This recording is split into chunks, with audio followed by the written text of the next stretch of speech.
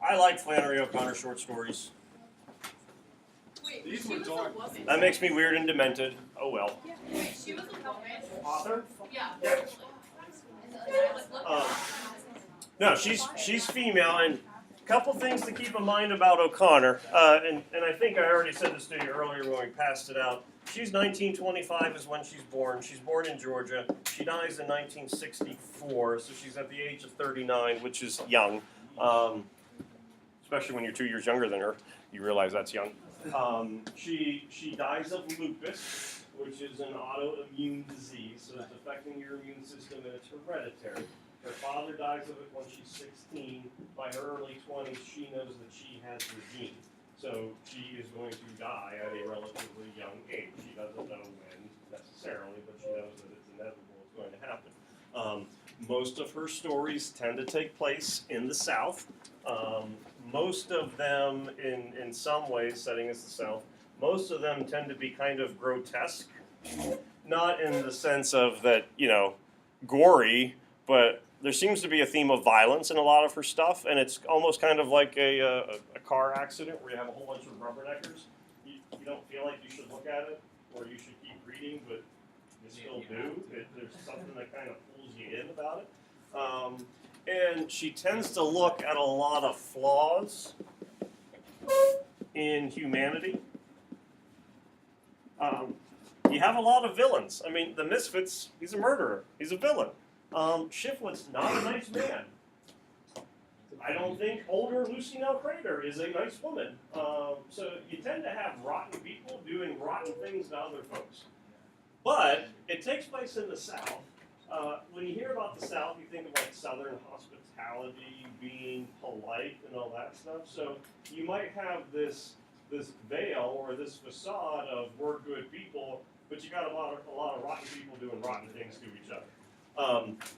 She does, and some of you will go, uh-oh, with this, and it's not going to be her sole focus. She does have a lot of religious themes and religious things that show up in the course of her book. She is, and this is for O'Connor, she is a devout Catholic. Both parents are brought up in Catholic families. That's unusual for Georgia. That's unusual for the South. Typically, you're looking at Protestant, Baptist, Methodist, Presbyterian, Episcopalian, not so much Lutheran. Right or not right or wrong, but from a perception standpoint, folks tend to probably look at those denominations as being a little bit more liberal and less strict. She is a very strict, devout believer, and so when it comes to morality, she is under the impression that her readers don't have the same strict moral viewpoint as she does. Doesn't mean she's saying all her readers are bad people, doesn't mean all the readers are sinners necessarily, but that she is finding some flaws that other people might not be taking note of. She uses a lot of satire, she uses a lot of dark humor. There's a ton of foreshadowing, especially in the second story. So there's a lot of irony, a lot of imagery. She uses a ton of rhetorical devices and kind of works all those things in. The thing that folks probably struggle with the most, and it's completely understandable, what's her purpose or her overall message? Hopefully that shows up on the board eventually. And I think that's where people kind of run into an issue. Sean, you broke it. Way to go. Now. No, I'm pouring my heart out into this. First. Well, the first one.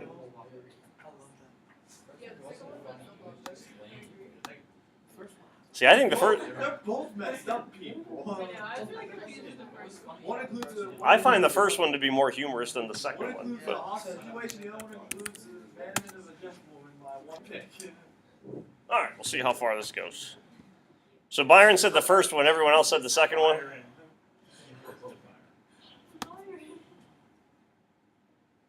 Is that right? Byron said first one, but everyone else went second. Well, I go first one. We're gonna go first one. Okay. Which is The Life You Say May Be Your Own. Yeah, let's take the worst one. Hey, Yeah. thank you. Just So what do we notice? Like what strikes you about the first one? He leaves that at rest though. Pays for lunch. He don't. No, but isn't it Very grandma's chivalrous. money? No, it's his money that she gives to him. Yes. It's like a dowry. Have a car. Have some paint for the car. And fix all the parts. My daughter, have some money. Have some happy trails. So we got Mr. Shiflett, and then we have Lucy Nell Crater squared, because you're dealing with both mother and daughter. What is this guy? He's a con man. Actually, I have no idea. Yeah, no, I would completely agree.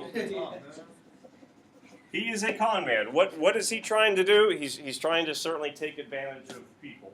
He's an unassuming con man. He's a drifting con man. He's a one-armed con man that probably appears to be harmless. And certainly older Lucy Nell, the mother, would certainly view him this way. But he certainly has his own ways that he's trying to get stuff done.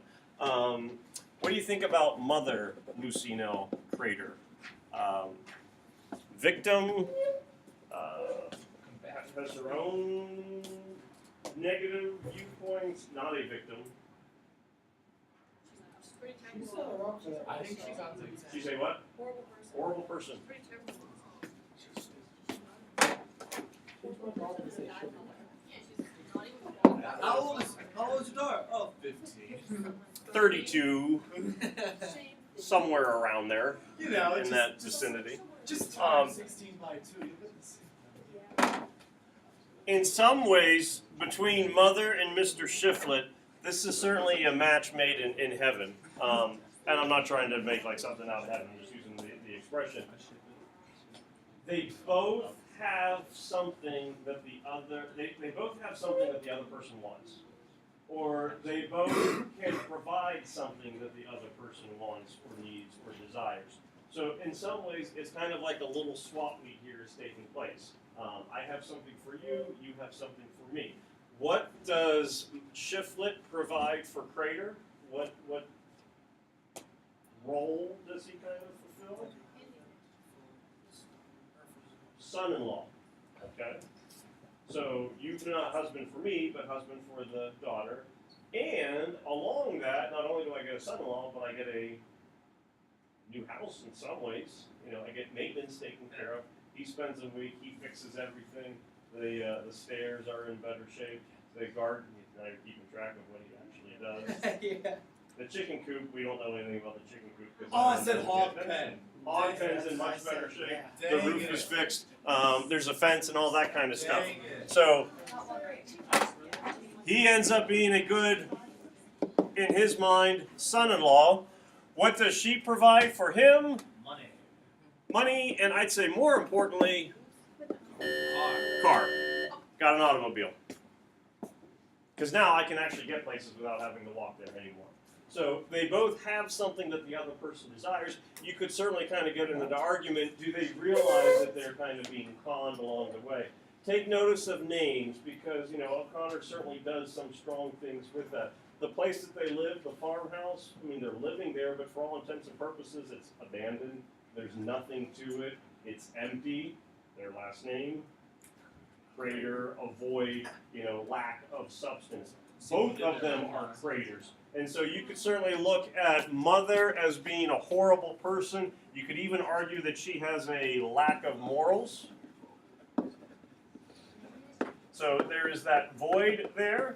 And when it comes to the daughter, there is certainly, not to say that she is horrible or lack of morals, but there is a void so far as, you know, intellectually what she is able to do. She can't speak. She cannot hear. It's basically what Chief was pretending to be, but for her, this is actually the case. And you get the sense that, you know, looking at her, you wouldn't know that she's a 31, 32-year-old, but you could pass her off as being 15, 16, so very innocent, and in some ways kind of immature with it. Shiflett, he's a shifty guy.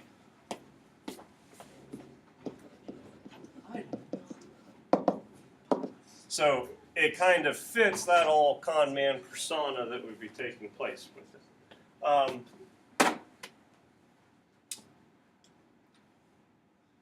are we going with this? They're the devil. Both of them? Yeah. How- And one's say and one's tail.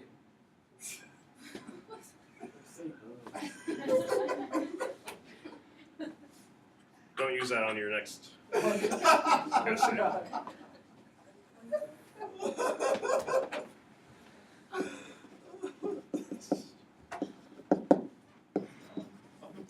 Why is he evil?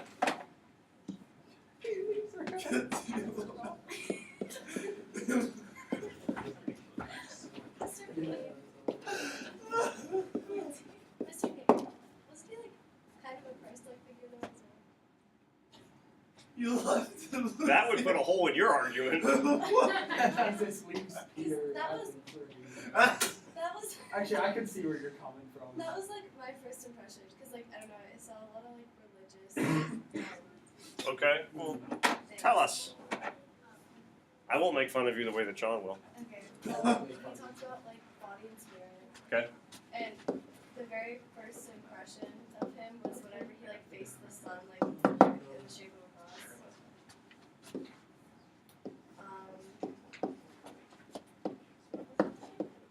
What's his profession that he says? Gospel speaker. Well, even before that, I'm a carpenter. And then he does mention about being a gospel singer. And I know and Misfit says similar things. Him and Misfit are not the same person. Okay, there are certainly thematic similarities, and the stories get published together, where a lot of her stories kind of have, some carryover, some similarity. But it's not that Bailey is Shiflet or Shiflet is Misfit or any of those kinds of things taking place. How he wait, why did I just forget?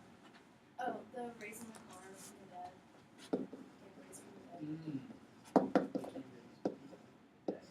And how I don't know, like how he was like fixing everything and like less money, especially like kind of like I don't know if that's pushing it,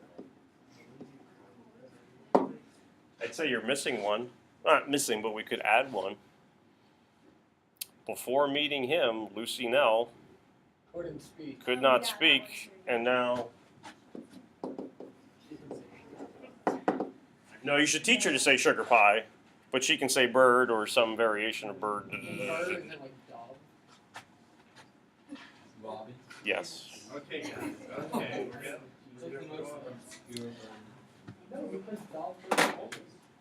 Lindsay's got some merit here with her argument, because there are certainly some aspects about him that do seem to be redeeming. Now, we're not saying, or I don't know if we're saying, I don't want to speak for Lindsay, not saying that he is therefore a good person and he is not a con man or anything along those lines, but he certainly has some characteristics or traits that you would associate with someone, kind of holy or whatnot. Not that everything's going to go back to Siddhartha, but since we just read it, remember Siddhartha makes the argument when talking to Govinda that not everyone is solely a good person or a bad person, but that you have both with those. And so we were kind of talking about how that was the case. Most of us were nodding our head yes, yes, and no. Anyone remember do you remember what kind of cross? Like what the word that goes with cross when he faces the sun? I remember it was something weird, but I can't remember. Well, bad right. It's alliteration. Crooked? Yep. Which is a neat little term because you have the alliteration to it, so it kind of sticks in your head. But crooked, can mean like two things, or at least two things. It could be, the viewpoint of it is slanted, crooked, and the fact that you would have one arm out and the other arm's not fully there the way the other one would be, kind of be crooked. Also, when you think of someone being crooked, you think of it as like morally crooked, criminal crooked, and he certainly seems to have some of those aspects to it. For all the things that he does over here, when you take a look at the other stuff, hey, he takes care of Lucy Nell and teaches her to say stuff. He also happens to remember the name of the restaurant? It was. No, it wasn't that. Greasy Mike's or whatever it was. No. Crazy. Wait, what was it? No, that's the other one. Red Red Sammy's is the other one. Oh my god. Got it again. Hot spot. It's called hot spot. So, on one side, you have this very positive connotation side. You got Sean over here calling him say and tin, and you throw them together. Like peanut butter and jelly. How does the waiter refer to her? Angel of God. You're leaving an angel at the hot spot. So I guess I wasn't Yeah. good for just now. CKD is a So we got one strong side. Tomorrow we'll take a look at the negative side that we have going on. Your writing folders, if you can take a look, you want to look at stuff, just drop them off in the blue